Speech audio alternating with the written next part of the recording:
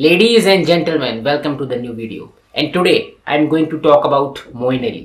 वैसे तो वो एक बहुत अच्छे क्रिकेटर है, इंग्लैंड की तरफ से खेलते हैं, बहुत अच्छे ऑफ स्पिन डालते हैं और इस बात से तुम लोग अंदाजा लगाओ कि विराट कोहली को 9 बार आउट कर चुके हैं और इसके साथ साथ बैटिंग भी अच्छी कर लेते हैं। टेस्ट मैचों में उनके 5 शतक हैं और वनडे में भी 3 शतक हैं, तो कुल मिलाकर एक बहुत अच्छे ऑलराउंडर हैं। लेकिन हाल ही में उनकी चर्चा उनकी बल्लेबाजी या उनकी गेंदबाजी की वजह से नहीं, बल्कि उनके ऊपर की गई एक नस्लीय और बहुत ही घटिया टिप्पणी की वजह से हो रही है। बांग्लादेशी राइटर तस्लीमा नसरीन, जो कि आजकल दिल्ली में रहती हैं, उन्होंने एक ट्वीट में ये लिखा है, अगर मोइन अली क्रिकेट नहीं खेल रहे होते तो IAS ज्वाइन कर लेते। IAS के बारे में जो लोग नहीं जानते तो मैं बता दूं, ये है इस्लामिक स्टेट ऑफ इराक, आए दिन दुनिया भर में आतंकवादी गतिविधियों को अंजाम देता रहता है। देखो, मुझे ये ट्वीट पढ़ के बहुत बुरा लगा क्योंकि ये ना सिर्फ नस्लीय है बल्कि एक धर्म के खिलाफ है और सही मानो तो इसका कोई लॉजिक भी नहीं है और एक ऐसे इंसान के खिलाफ है जो इंटरनेशनल लेवल पर अपने देश के लिए खेलता है। देखो, एक स्पोर्ट्समैन की लाइफ बहुत कठिन होती है। एक नॉर्मल इंसान क्या करता है, जॉब पाने के लिए हो सकता है कि तुम 2 साल तैयारी करो, 3 साल तैयारी करो, 4 साल तैयारी करो, लेकिन एक बार तुम्हारी जॉब लग जाती है ना, तो तुम्हारी जिंदगी सेट हो जाती है। वही नॉर्मल रूटीन 10 से 5 काम करना सेम पैटर्न में, मतलब इतनी जद्दोजहद नहीं रहती जिंदगी में। लेकिन स्पोर्ट्समैन की जिंदगी एक जुआ है भाई साहब। हर दिन एक नया चैलेंज है, मेंटल लेवल पर और फिजिकल लेवल पर। पहले दिन से लेके आखिरी दिन तक, जिस दिन तक वो टीम में खेलता रहेगा, उसके ऊपर अच्छे से अच्छा परफॉर्म करने का और टीम को जिताने का एक मेंटल और फिजिकल प्रेशर रहेगा हमेशा। एक जॉब करने वाले से उसके घर वालों को उम्मीदें होती है, लेकिन एक स्पोर्ट्समैन से पूरे देश को उम्मीदें होती हैं।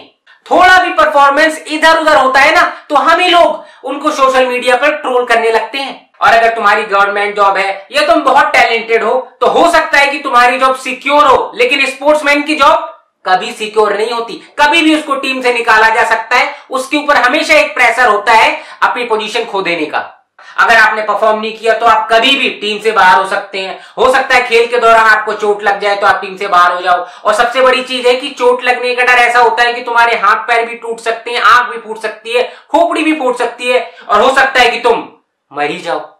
इंडियन क्रिकेटर रमन लांबा से लेके ऑस्ट्रेलियन क्रिकेटर फिलिप ह्यूज खेल के दौरान मारे गए। अरे और भी बहुत सारे एग्जांपल्स हैं, लेकिन मैं तुमको ये सिर्फ इसलिए बता रहा हूं क्योंकि तुम लोग क्रिकेट को ज्यादा फॉलो करते हो। अब खुद सोचो यार, जो इंसान इतनी सारी इनसिक्योरिटीज के साथ इतना सारा मेंटल और फिजिकल प्रेशर लेकर अपनी जान जोखिम में डालकर अपने देश के लिए खेलता हो, उसके ऊपर ऐसी नस्लीय और घटिया टिप्पणी, मतलब बेहद शर्मनाक और घटिया से घटिया, इसको क्या कहा जाए, मेरे पास इसके लिए शब्द नहीं है दोस्तों।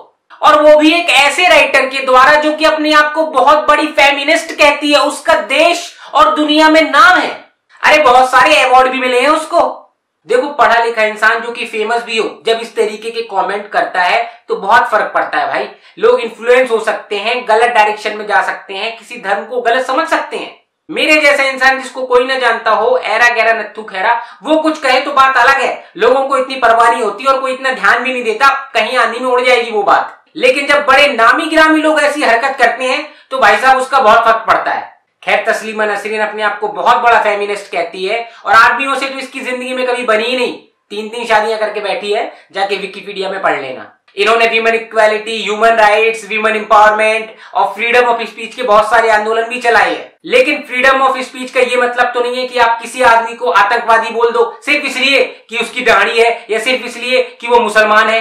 देखो, आज हम एक ऐसे दौर से गुजर रहे हैं जहां पर लोग सिर्फ women rights, women equality, women empowerment की बात करते हैं। मैन राइट्स, मैन इक्वालिटी की कोई बात पूछता भी नहीं है। देखो, औरतों को राइट्स देना चाहिए, उनको पावर देना चाहिए, लेकिन इसका मतलब ये नहीं है कि तुम आदमी के राइट्स छीन लोगे, उसके हाथ पैर काट दोगे, उसे कुचल दोगे। देखो, मैं मानता हूं, बिल्कुल मानता हूं कि औरतों के ऊपर अत्याचार होते रहे हैं और आज भी होते हैं, लेकिन एक बात मुझे बताओ कि इन सब से उसको छुटकारा दिलाया किसने?